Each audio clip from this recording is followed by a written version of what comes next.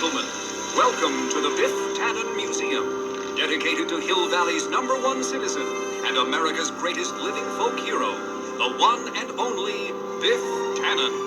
Of course, we've all heard the legend, but who is the man? Inside, you will learn how Biff Tannen became one of the richest and most powerful men in America.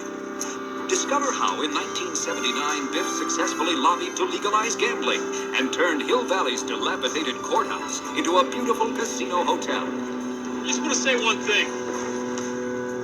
God bless America.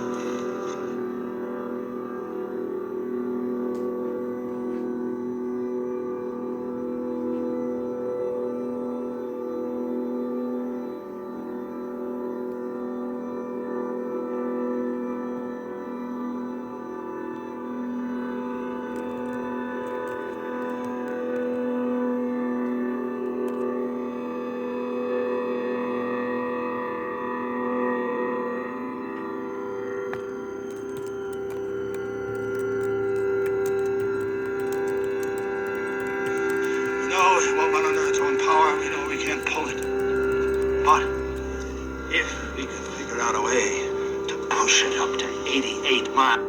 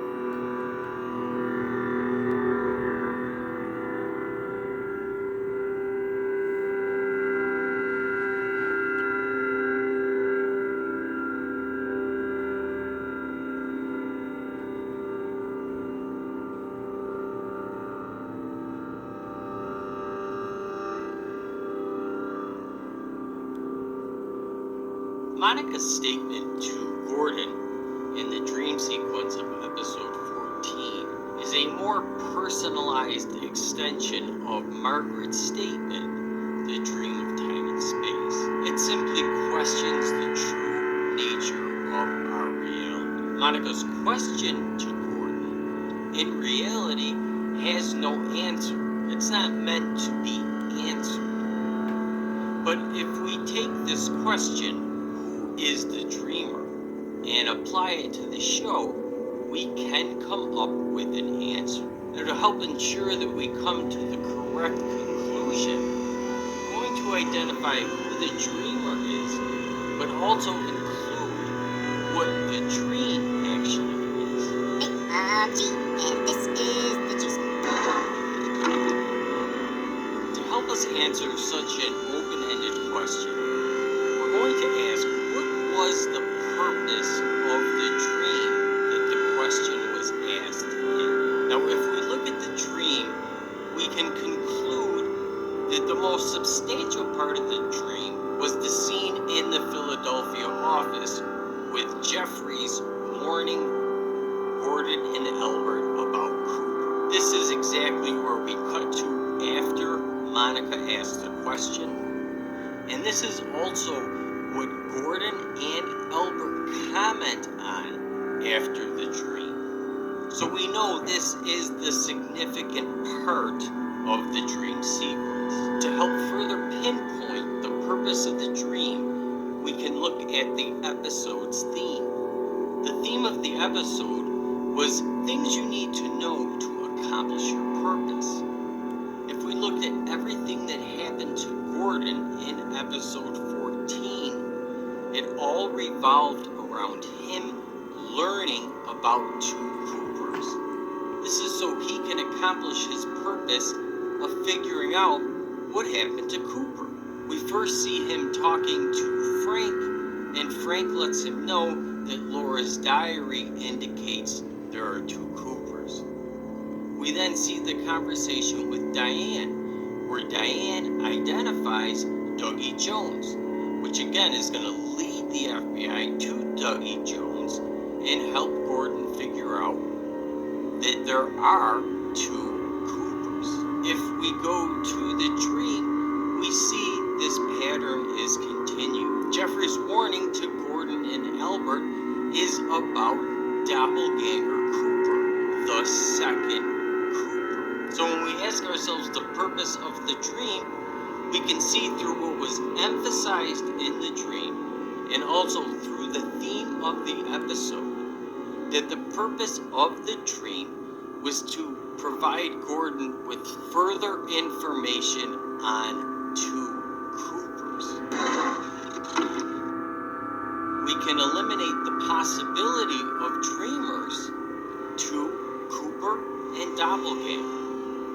If the dream's purpose is to expose to Gordon information about two Coopers, then we can conclude that the dreamer is going to point to one of the two Coopers. Now, Cooper is actually in the dream, but Gordon does not see his face. The reason Gordon doesn't see Cooper's face in the dream is because Gordon has not seen Cooper's face yet. He has only seen Doppelganger's face. So by putting Cooper in the dream and hiding his face, it is a signal to Gordon, you have not actually seen Cooper yet. Cooper is not the dreamer. And this only leaves us with one person to fill the dreamer spot, and that is Doppelganger Cooper. If we plug Doppelganger Cooper into everything, it all makes sense. Doppelganger Cooper is who Jeffries is talking about when he points and says, do you know who that there is?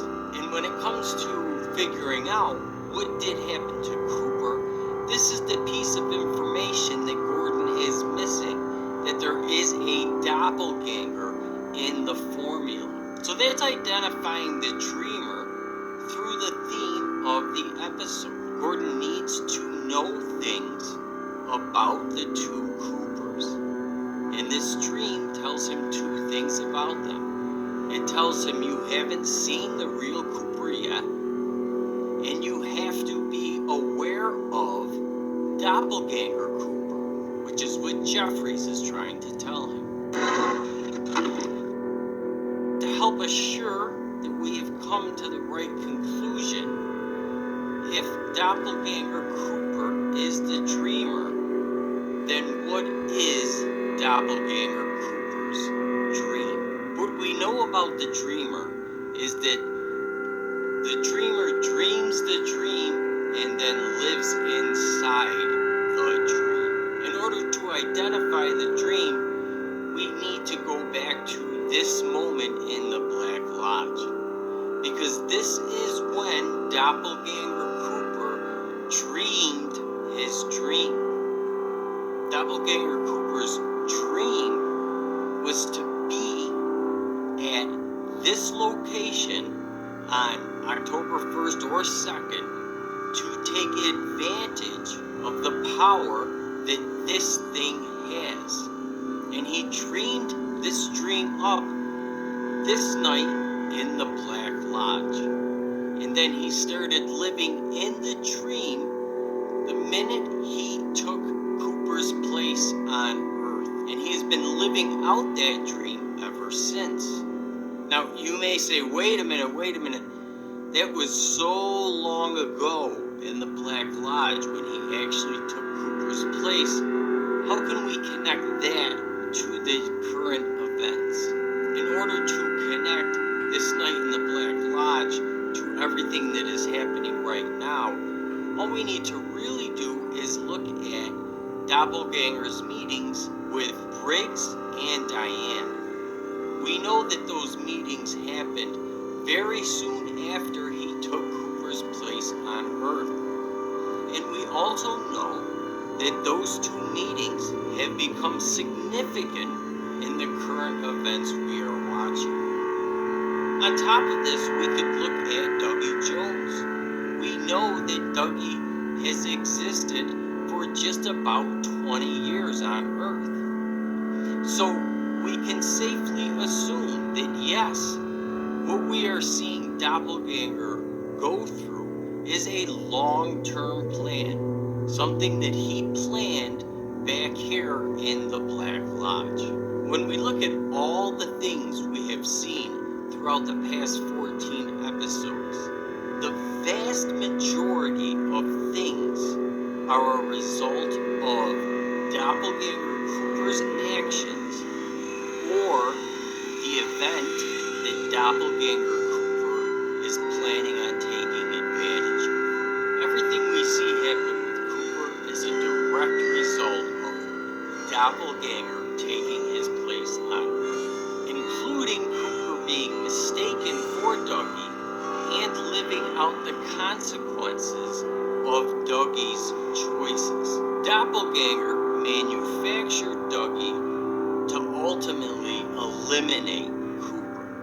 Margaret, Hawk, Bobby, Frank, and Andy have all been motivated by trying to figure out what happened to Dale Cooper, or what did Doppelganger do to Dale Cooper. Everything we have seen them go through is a direct result of what Doppelganger did. Then we have the Warden and the FBI, who only become involved in our story once Doppelganger is arrested. Now, some other things that have occurred are the glass box and the experiment. These are both a result of the event that Doppelganger is planning.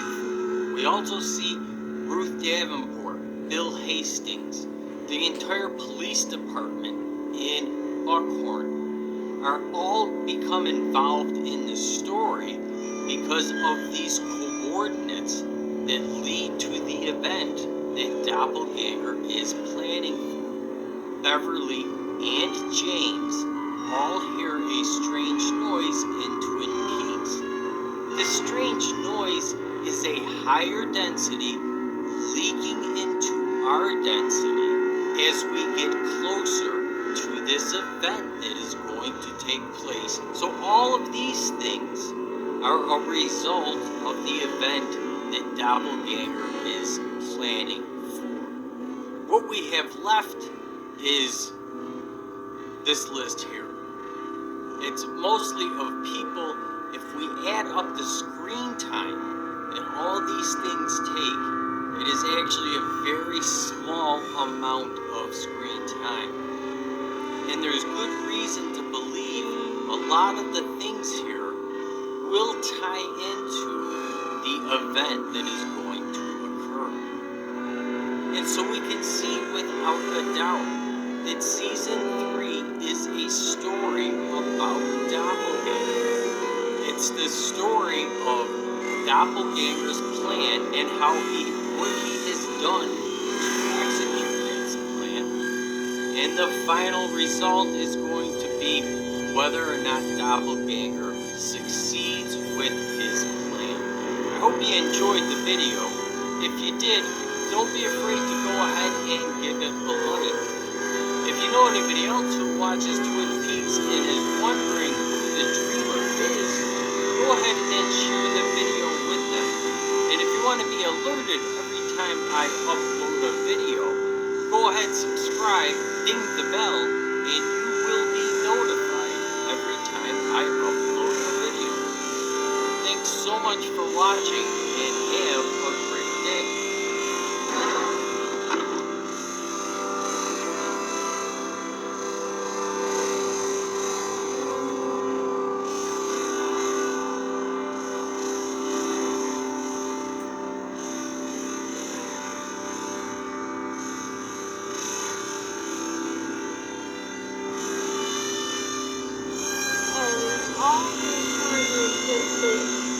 Smallest version, and you saw a war of an explosion and all kinds of smoke coming, blowing out, debris falling down, people running, the firefighters and get everyone to run as the debris is coming down and hitting people.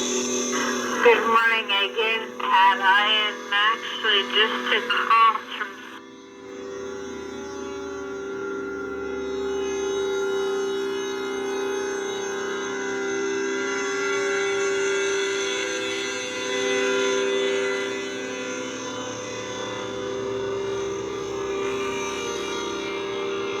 City Hall, and I'll have to tell you with that second explosion, the dust did not seem as bad, but it's unbelievable because you hear these explosions. In fact, I just heard another one. I don't know if it was like an after effect or whatnot, just while you were on the phone talking about the school closing.